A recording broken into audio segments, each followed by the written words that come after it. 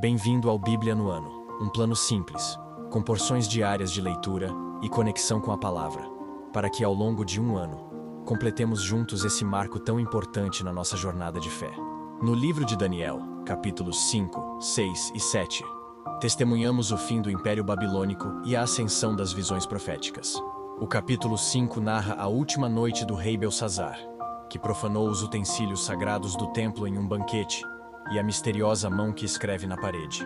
Daniel interpreta a inscrição Mene, Mene, Tekel, Parsim, anunciando o julgamento divino e a tomada do reino pelos medos e persas naquela mesma noite.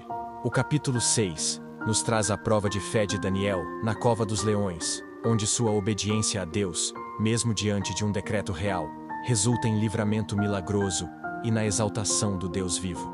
O capítulo 7 revela a primeira grande visão de Daniel: os 4 animais que saem do mar, representando a sucessão de reinos mundiais. A visão culmina no aparecimento do Ancião de Dias e de alguém semelhante a um filho do homem, a quem é dado um domínio eterno que jamais será destruído. Em 2 Pedro capítulo 3, o apóstolo lida diretamente com os escarnecedores que, nos últimos dias, zombariam da promessa da vinda de Cristo, questionando-a. Pedro refuta o ceticismo lembrando-lhes do dilúvio, mostrando que Deus já interveio poderosamente na história pela sua palavra. Ele ensina que o aparente atraso do Senhor se deve à sua paciência, pois ele não quer que ninguém pereça, mas que todos cheguem ao arrependimento. No entanto, o dia do Senhor virá como ladrão.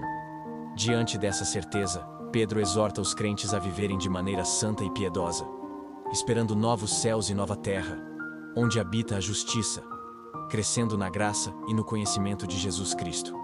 Que o julgamento e o livramento em Daniel nos inspirem a honrar a Deus acima de qualquer autoridade humana e a crer no seu domínio eterno. E que a certeza da promessa em 2 Pedro nos motive a usar a paciência de Deus como uma oportunidade para viver em santidade e buscar o arrependimento. E que a cada dia tomemos nossa porção da palavra e sejamos transformados por ela. Boa reflexão. Daniel, capítulo 5. Certa vez o rei Belsazar deu um grande banquete para 1000 dos seus nobres, e eles beberam muito vinho.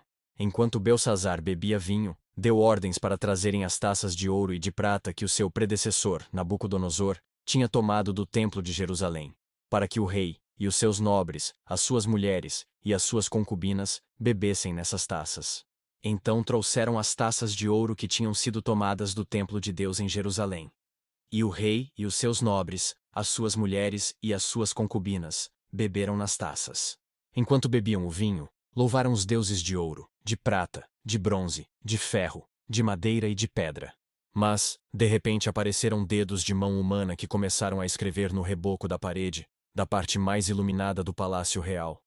O rei observou a mão enquanto ela escrevia. Seu rosto ficou pálido, e ele ficou tão assustado que os seus joelhos batiam e as suas pernas vacilaram. Aos gritos, o rei mandou chamar os encantadores, os astrólogos e os adivinhos, e disse a esses sábios da Babilônia: aquele que ler essa inscrição e interpretá-la, revelando-me o seu significado, vestirá um manto vermelho, terá uma corrente de ouro no pescoço, e será o terceiro em importância no governo do reino.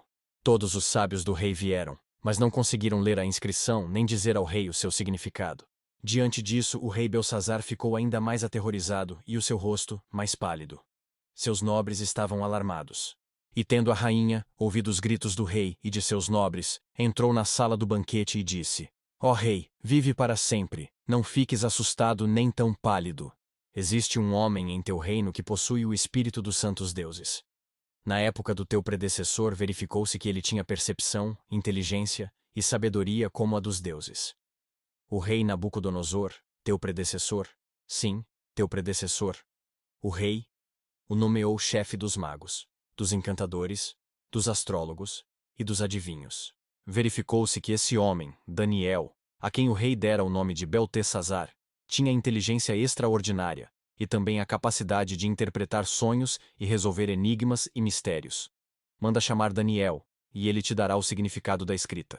Assim Daniel foi levado à presença do rei, que lhe disse: você é Daniel, um dos exilados que meu pai, o rei, trouxe de Judá?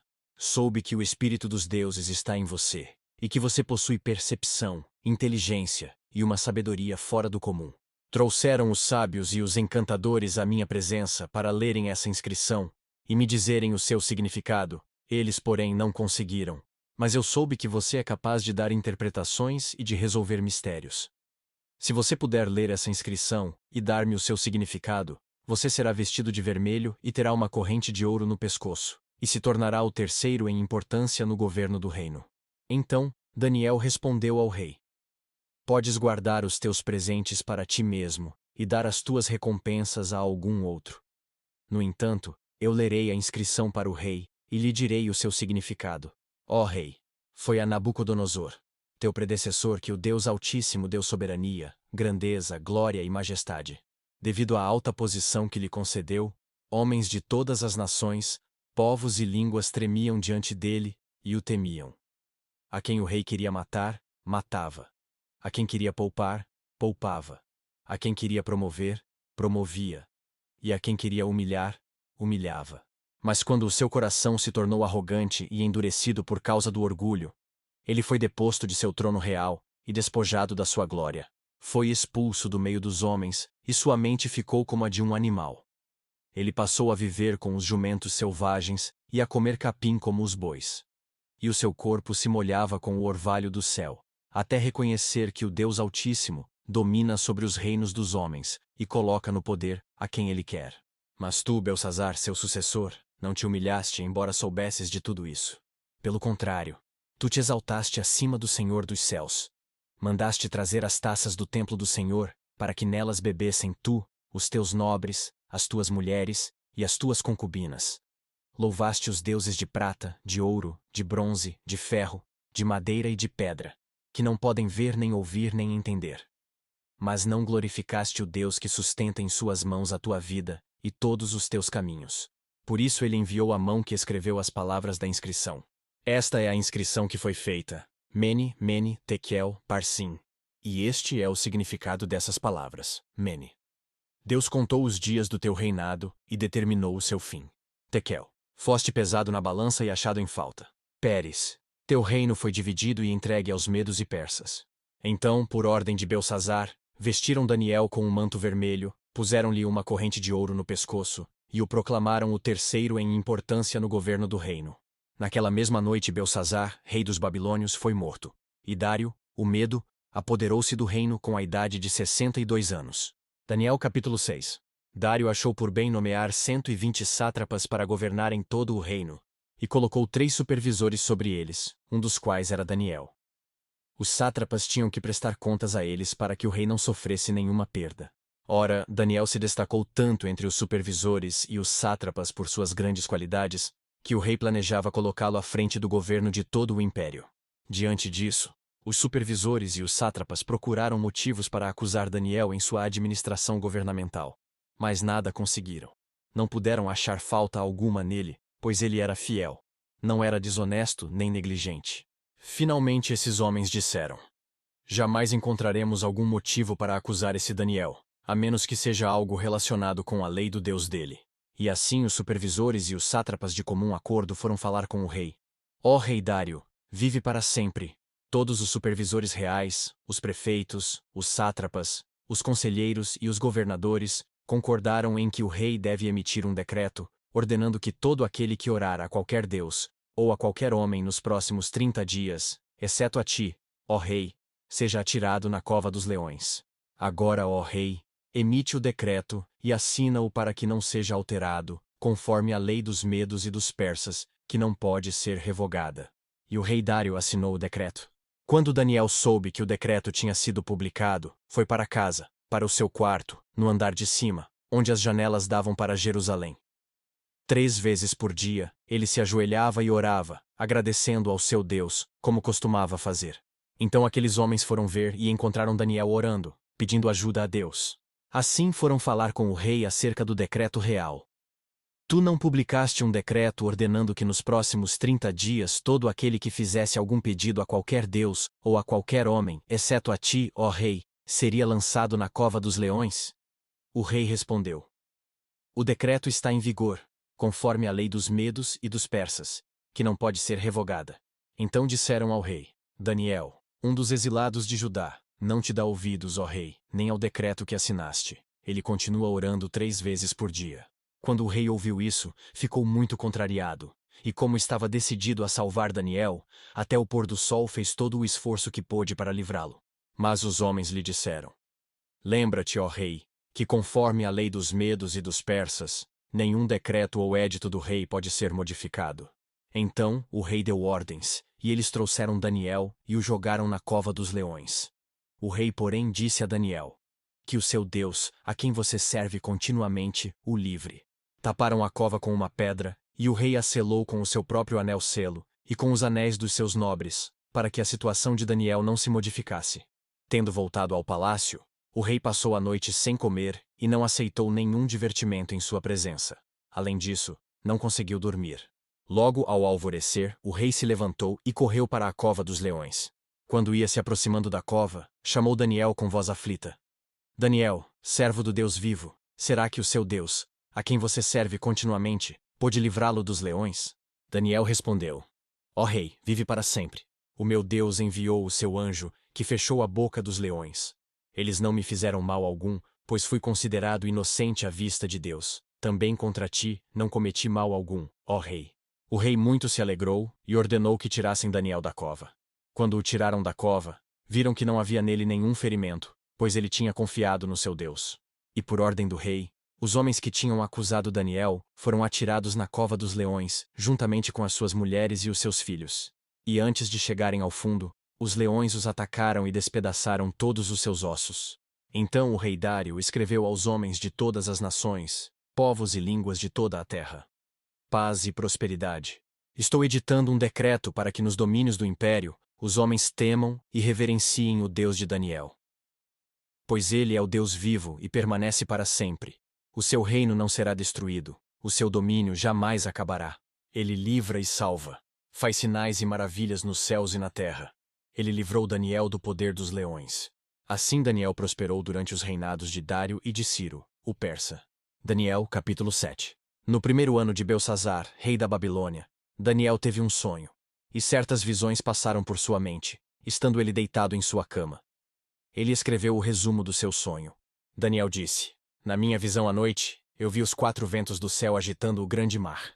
4 grandes animais, cada um diferente dos outros, subiram do mar. O primeiro parecia um leão, e tinha as asas de águia. Eu o observei até que as suas asas foram arrancadas, e ele foi erguido do chão de modo que levantou-se sobre 2 pés como um homem, e recebeu coração de homem. A seguir vi um segundo animal, que tinha a aparência de um urso. Ele foi erguido por um dos seus lados, e na boca, entre os dentes, tinha 3 costelas. E lhe foi dito: Levante-se e coma quanta carne puder. Depois disso, vi um outro animal que se parecia com um leopardo, e nas costas tinha 4 asas, como asas de uma ave. Esse animal tinha 4 cabeças, e recebeu autoridade para governar. Na minha visão à noite, vi ainda um 4º animal, aterrorizante, assustador e muito poderoso. Tinha grandes dentes de ferro, com as quais despedaçava e devorava suas vítimas, e pisoteava tudo o que sobrava. Era diferente de todos os animais anteriores, e tinha 10 chifres.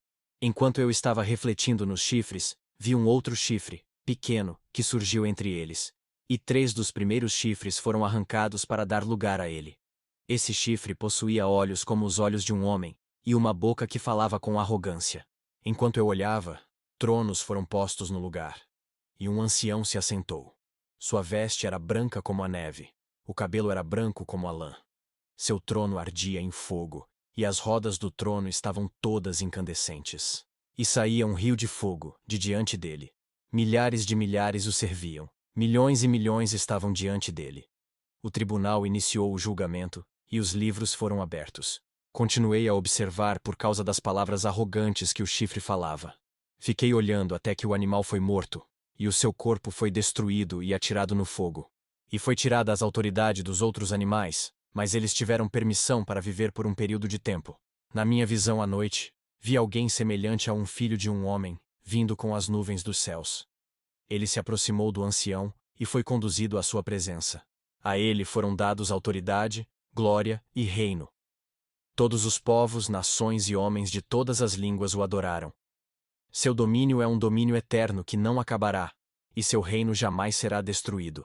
Eu, Daniel, fiquei agitado em meu espírito, e as visões que passaram pela minha mente me aterrorizaram. Então me aproximei de um dos que ali estavam, e lhe perguntei o significado disso tudo. E ele me respondeu, dando-me a interpretação. Os 4 grandes animais são 4 reinos que se levantarão na terra. Mas os santos do Altíssimo receberão o reino e o possuirão para sempre. Sim, para todo o sempre.